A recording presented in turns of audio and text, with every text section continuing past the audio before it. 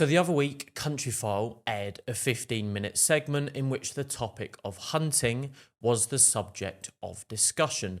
They interviewed people from the hunting world as well as those against the pastime to mark 20 years since the ban on hunting was enforced. So I thought I'd sit down and give you my honest reactions to it all. And spoiler alert, I wasn't very pleased with what I saw.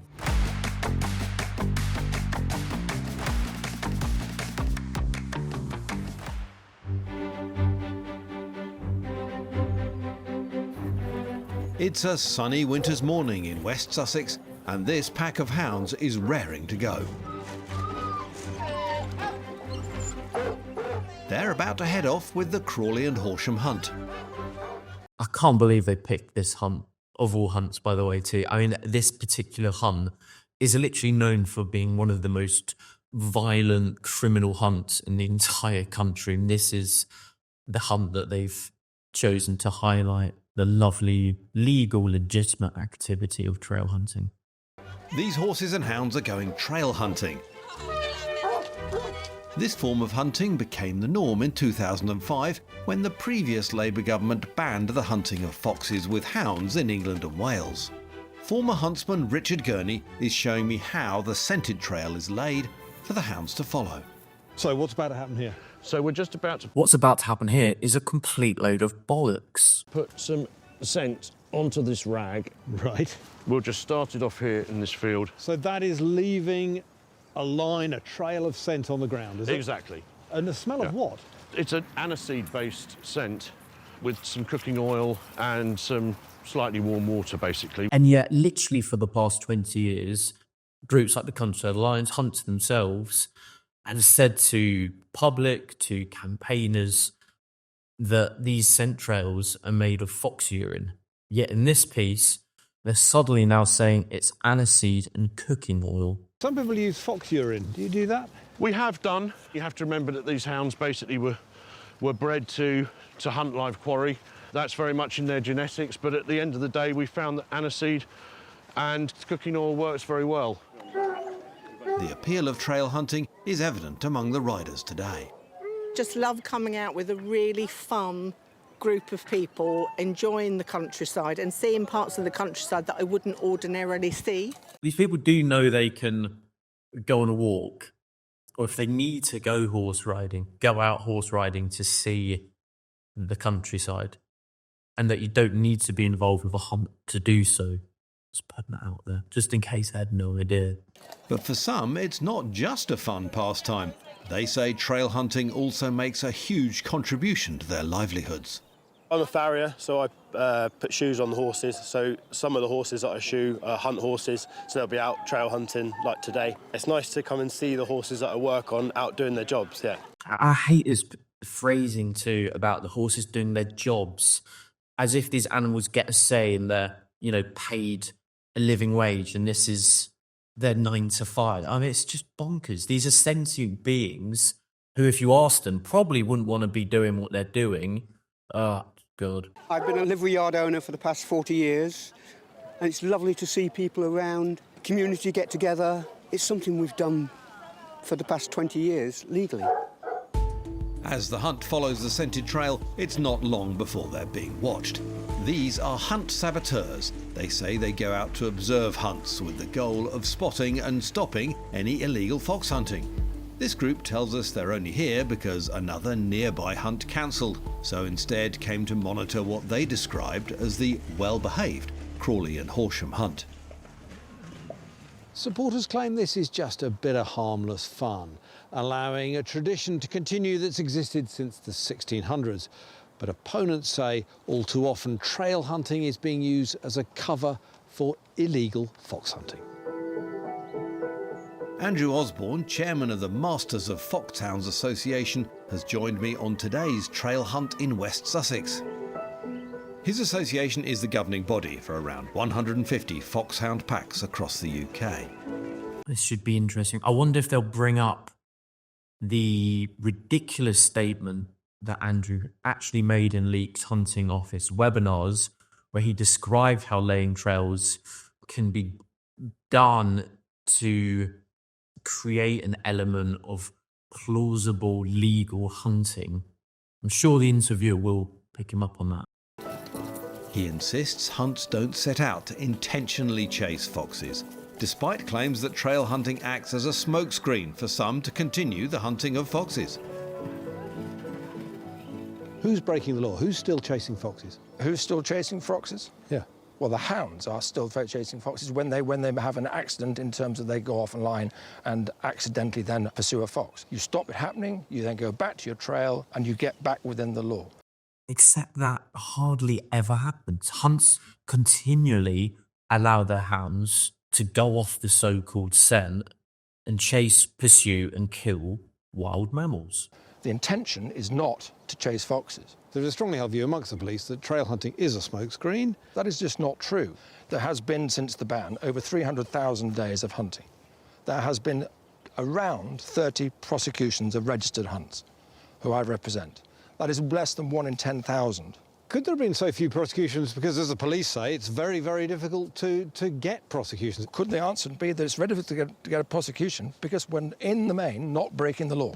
So the hunt we're on here, since 2010, they've had 4 people convicted under the Hunting Act. This hunt is an absolutely great reputation now, having perhaps made a mistake or two in the past. Just an honest mistake. For which they were prosecuted, those people, and they are not involved with this hunt now. Why can't you stamp out, as you see them, the bad eggs, the bad apples who are still doing this? Well, we largely are doing. We have only recently brought in a much more strict regulatory authority. We have thrown out hunts. We have stopped people hunting ever again. We have removed their accreditation. They will not hunt again. So we have got much better. Should we have done that much earlier? Probably so. Yeah, they say all this, but yet the BSV, which is, one of the most violent law-breaking hunts in the country, were caught literally tearing the fox to pieces, and the huntsman not even trying to stop the hounds from doing so. That footage was aired on National Channel 4 News, and the British Hound Sports Association responded by giving that particular hunt a ridiculously pathetic 3-week suspension, which they then served, and then they just carry on as normal. So this idea of them regulating themselves and throwing out the bad apples, it's just complete and utter crap. The Hunting Act banned the hunting of wild mammals using dogs. There are exemptions though. For example, you can still use a pack of dogs to flush out a fox if you then kill it with a bird of prey. Or if a fox poses a risk to livestock, you can use up to 2 dogs to flush it out as long as you then shoot it. It can be difficult too to prove a hunt intentionally chased a fox rather than accidentally stumbled across one. All of these factors can make enforcing the law challenging. Matt Longman is the National Police lead for hunting with hounds. In the past, you said that trail hunting is a smokescreen for actual hunting. What's the evidence for that? The evidence of that is simple, that of all the cases that I've reviewed where there have been successful, so that's successful prosecutions of the Hunt Act, trail hunting has been used as a defence. So if those are just the successful prosecutions, it stands to reason that there are also unsuccessful prosecutions, is what the evidence tells me, that this is providing a smokescreen in some opportunities for people to carry on hunting. How widespread do you think illegal hunting is? I think it is widespread, and I base that on the fact that our figures reporting to us is growing. And on the subject of figures, something that this show doesn't actually end up speaking on is when it comes to the numbers of wildlife being hunted every year. If you want to learn more about the hundreds of foxes, deer, hare that are being pursued and are still being killed, the amount of police time that's being wasted, just the sheer recklessness of hunts up and down the country, you want the numbers, give our report a read. Google Protect the Wild, our case for a proper ban on hunting. It's our annual report where we look at all of the groups across the country and we basically compile the figures in one place to demonstrate the scale of cruelty that's still persisting in the countryside. But also, I anticipate that our investigations will grow over the forthcoming years, largely because we are updating our officers with better skills, we've got better technology. So I do feel it's out there. I do feel it's quite widespread. It's not at all hunts, and it's our job to work out where it is and concentrate our efforts there. There is a huge debate over the scale of illegal fox hunting. Countryfile has established that since 2005 there have been 615 successful prosecutions by the police for breaches of the Hunting Act. The majority of these cases relate to other forms of hunting, including hare coursing. But Countryfile has identified around 40 cases, reported in the media, where individuals from trail hunts have been successfully prosecuted under the Hunting Act, like this footage showing a fox being pulled out of the ground and thrown to the hounds. There's a brace! We've also found around 30 cases where hunt members were prosecuted under other laws. These included offences linked to animal cruelty. This footage from Saboteurs reveals a man holding a fox cub, which he later throws to hounds at a hunt kennels before disposing of the body. And also the blocking of badger sets, which the Badger Trust says is done to prevent foxes from going to ground. A lot of the evidence against hunts has come from hunt saboteurs, like Steve. He's part of the Hunt Saboteurs Association, a network of around 60 different groups across the country. Today, he and a team of Sabs are following the Fitzwilliam hunt near Peterborough. How does this work on a typical hunt for you when you're out monitoring? We always try and be in front, because any foxes that they hunt are obviously going to run away. So if they're running more towards us, then we've got a chance of getting between the quarry and the hounds. I am glad, by the way, that people like Steve were given a voice in this piece, that the BBC quite rightly allowed hunt sabs who are just brilliant on the ground, exposing hunting, filming what's actually going on, to put their side across of what actually is taking place.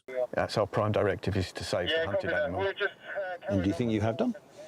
Oh, without a doubt. Hundreds and hundreds, yeah. Steve's joined by a number of other Sabs. Some cover their faces as they don't want to be identified. You can hear the huntsman's horn there. What are the rules about you and your colleagues actually going on the land here? Well, they've got an injunction, so we're basically restricted to public rights of way. So that's what we stick to. That presumably limits your view of what's going on quite considerably.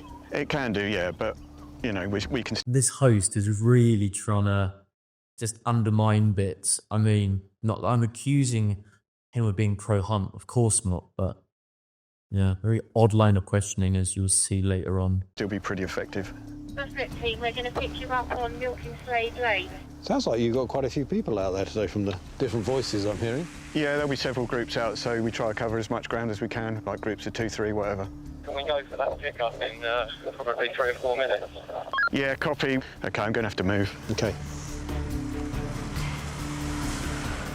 We need you to go and pick up one of our foot teams and may have to deploy somewhere else.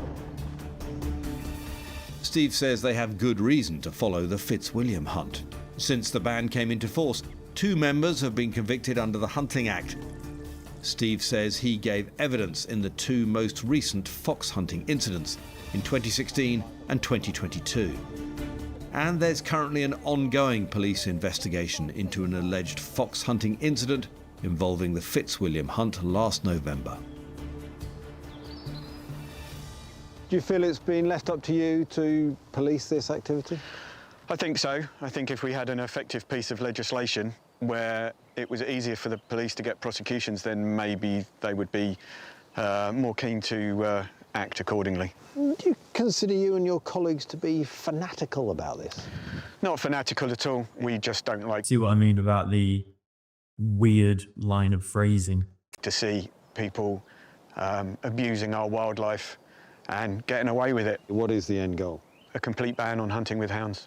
Do you have any understanding of the appeal for them? You know, it's a social time, out with friends. Well, you could have a social time and have a great time riding your horse without chasing wildlife. Why does it have to end up with the killing of a sentient mammal? It's beyond my comprehension. Well, that's it. A great percentage of them now would say they're not doing that. I would say a great percentage are either deluded or they're being lied to or they're lying to you. What's said? Throughout the day, the members of the hunt, the saboteurs and us cross paths. We're just observing the sabs. We're not here for any trouble. Can you move away from the hounds? Of course. And the horses. Make it safe, please. And later we encounter them again. Welcome to the Fitzwilliam. And this time they turned their attention to our team. What's your name? My name is Tom. I don't know your name. What lovely people they are, eh? The Fitzwilliam hunt later told Countryfile that because they hadn't known in advance we'd be filming, they couldn't tell their followers who we were. It said hunt members face persistent harassment, so are wary of strangers with cameras and only challenge saboteurs on legitimate grounds, including to try and prevent saboteur interference with our hounds and horses, which they said could jeopardise safety. They said that as members of the British Hound Sports Association, they meet strict regulatory and welfare standards and have their own disciplinary proceedings to deal with any infringements of the law. You know, like that 3-week suspension if they're caught tearing wildlife to pieces. The Fitzwilliam said their activities are legal and permitted under the Hunting Act, and added that we regret the prosecutions involving the Fitzwilliam, which come in the context of 20 years. And you just know if they've had convictions, and we understand, of course, how hard it is for those convictions to come by because of issues in the Hunting Act, because of the loopholes and the exemptions, just how bad this particular hunt must be, and the amount of wildlife killing that they would have been involved with over those 20 years. So for them to say, you know, it's just a couple of incidents over this period of time is not really reflective of the actual continued bad behaviour of hunts like this one.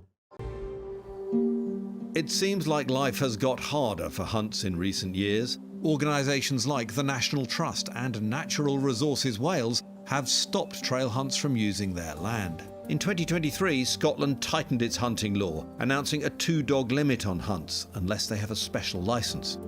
And there's currently an attempt to introduce a private members' bill in Northern Ireland to ban hunting with dogs, the only part of the UK where fox hunting is still legal. Now, with Labour back in government in Westminster, the issue of hunting is once again under consideration in England and Wales. With some in the party seeing it as unfinished business. In their manifesto, Labour promised to ban trail hunting, which it says is often an excuse to cruelly kill foxes. Dan Norris is the chairman of the League Against Cruel Sports and the Labour MP for North East Somerset and Hanham. He was involved in helping draw up the legislation banning hunting in 2004. Why do you think you need to change the law? Well, we attempted to ban hunting 20 years ago. Loopholes have been created. I mean, the loopholes were there from the start. They were written into the Hunting Act. I mean, as I speak about in a previous video, the hunting ban can almost be read as pro-hunt legislation, if anything. So the idea that the loopholes have been slowly created over time since 2004, it's not really the case. We need to close them and finish the job. It feels in a way like you tried to ban it and you're cross that still people are riding around on horses, as some people say it, toffs on horseback, and now you just want to crush it. It's vindictive. Well, that is the argument is made by the people who are likely to be affected. However, I don't agree with that. I think that we have been very patient. When we created the original legislation, I think we were naive. We thought the intention was clear, and we've been outmanoeuvred, if you like. Is the Prime Minister Keir Starmer behind you? Does he want to see trail hunting banned? Of course. Of course. How do you know that? Well, because he's the Labour leader, and the manifesto is clearly something he'd be aware of and would agree to. And when would you like to see this legislation come in? Well, we have committed, Steve Reid, the Secretary of State for DEFRA, has committed to doing that piece of legislation in this Parliament. And in the next 4.5 years now? Yes. I mean, it goes without saying, we're continuing to push to ensure it doesn't take another 4.5 years for a proper ban to be enacted. So, yeah, if you're watching this, please head over to Protect the Wild's website, add your name to the over 170,000 people now who have signed the petition for changes to be made to the Hunting Act that would strengthen it and ensure hunting finally is brought to an end. If that does happen, the Countryside Alliance, which in 2002 organised a massive demonstration against plans to introduce the hunting ban, warns there will be a backlash. In a statement, they told us, further legislation on hunting is unnecessary, unjustified, and would completely ignore the priorities of rural people and the country as a whole. Demonstrations are inevitable if the government pursues a route which would ban all hunting activity. As for the government, the Department for Environment, Food and Rural Affairs said, "This government was elected on a mandate to introduce the most ambitious animal welfare plans in a generation, and that is exactly what we will do. We are committed to a ban on trail hunting, which is being exploited as a smokescreen to cruelly kill foxes and hares." I mean, at least they've admitted to that. I mean, more generally speaking, this idea that they're the saviours for animals and of introducing, as they said, these monumental changes for animals and for animal welfare regulations. Yet we see things like the badger cull still continuing, and no real action being taken on the use of snares, or, of course, with hunting itself. It's also slow still. The controversy over hunting looks set to take centre stage again over the next few years, but hunts, for their part, say they are simply misunderstood. Why ever would a Labour government coming in want to then ban a completely legal form of sport in the countryside? And this notion that it's a sport. In a sport, it's a proper game. You have two sides. You have rules and you have a winner. And how is people pissing around on horses with hounds, frequently chasing wildlife, what part of that is a sport in any way? To yet again to attack the rural communities. You'll have seen today that people from all age groups, from all backgrounds, come out in the countryside, enjoy watching hounds work, enjoying that community spirit, and enjoy the great privilege of being able to go across our wonderful British countryside. So there you have it, my unfiltered reaction to a show seen by millions. I was actually asked to be on it, but after a flurry of emails, the producers just went silent.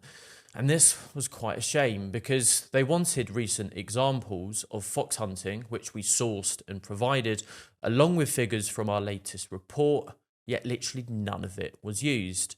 The most frustrating part was in the show, the most recent footage they showed was 3 years old. Despite us sending damning evidence from just the last few months, this gave the impression that only a few hunts had misbehaved, rather than exposing years of chaos and carnage. There was no mention of the frequent violence against sabs and monitors, no input from locals or landowners, most of whom are fed up with hunts trespassing, blocking roads and causing mayhem. Instead, the BBC stuck to the usual hunt sab versus hunt narrative, ignoring wider public opinion. I'm keen to hear what you think on this one. What did you make of the segment? Let me know down below.